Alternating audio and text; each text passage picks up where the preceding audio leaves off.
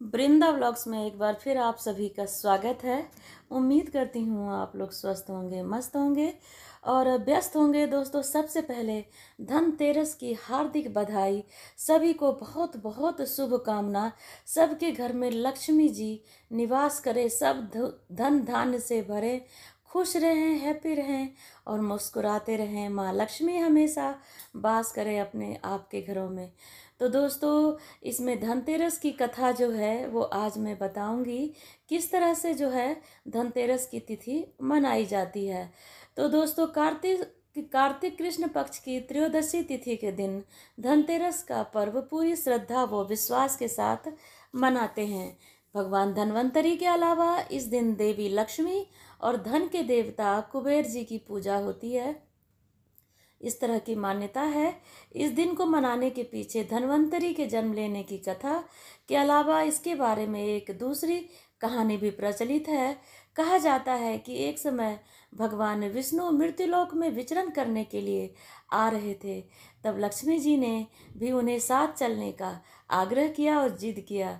तब विष्णु जी ने कहे कि यदि जो बात वो कहेंगे वो अगर वो माने तो उनके साथ वो ले चलने को तैयार हैं। भगवान विष्णु जी के साथ भूमंडल पर वो आ गईं।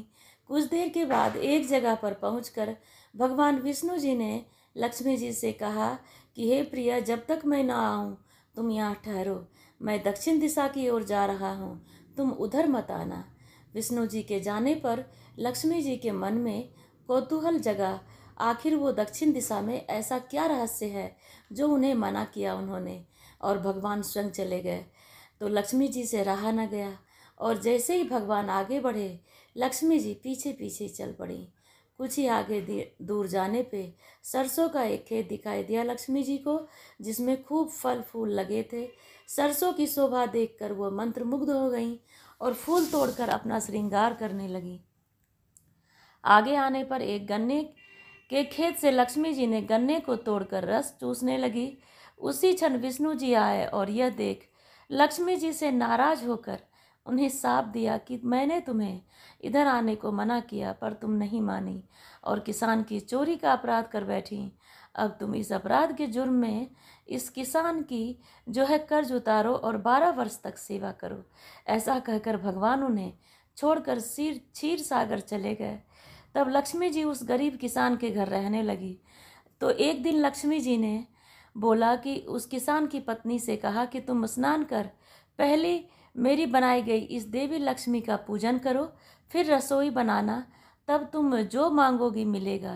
किसान की पत्नी ने ऐसा ही किया और पूजा के प्रभाव से लक्ष्मी जी की कृपा से किसान का घर दूसरे ही दिन अन्न धन रत्न और स्वर्ण आदि से भर गया। लक्ष्मी जी ने किसान को धन धान्य से पूर्ण किया और किसान के यहाँ 12 वर्ष बड़े आनंद के साथ वो रहीं। फिर 12 वर्ष के बाद लक्ष्मी जी जाने के लिए तैयार हुई तो विष्णु जी लक्ष्मी जी को लेने आए, तो किसान ने उन्हें भेजने से इनकार कर दिया। तब भगवान ने किसान से कहा कि इन्हें जाने कौन देता है, यह तो चंचला है, कहीं नहीं ठहरती, इनको बड़े बड़े नहीं रोक सके। इनको मेरा शाप था, इसलिए 12 वर्ष से तुम्हारी सेवा कर रही थी। तुम्हारी 12 वर्ष का समय पूरा हो गया। किसान हठ करने लगा और बोला कि अब मैं लक्ष्मी जी को जाने नहीं दूंगा।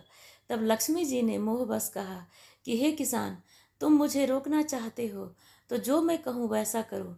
कल 13 है यानी त्रयोदशी है।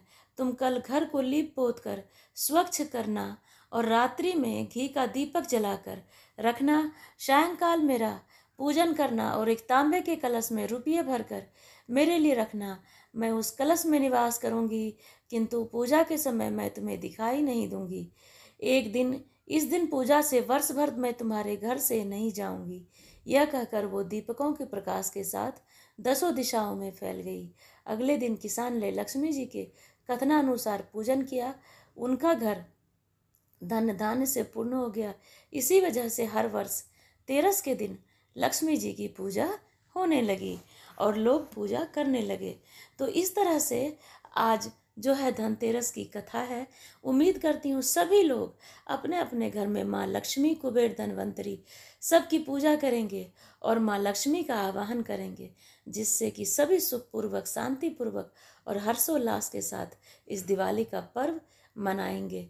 तो उम्मीद करती हूँ आप सभी को ये वीडियो पसंद आए, तो ज़्यादा से ज़्यादा शेयर, लाइक, सब्सक्राइब, कमेंट करें। Thank you so much.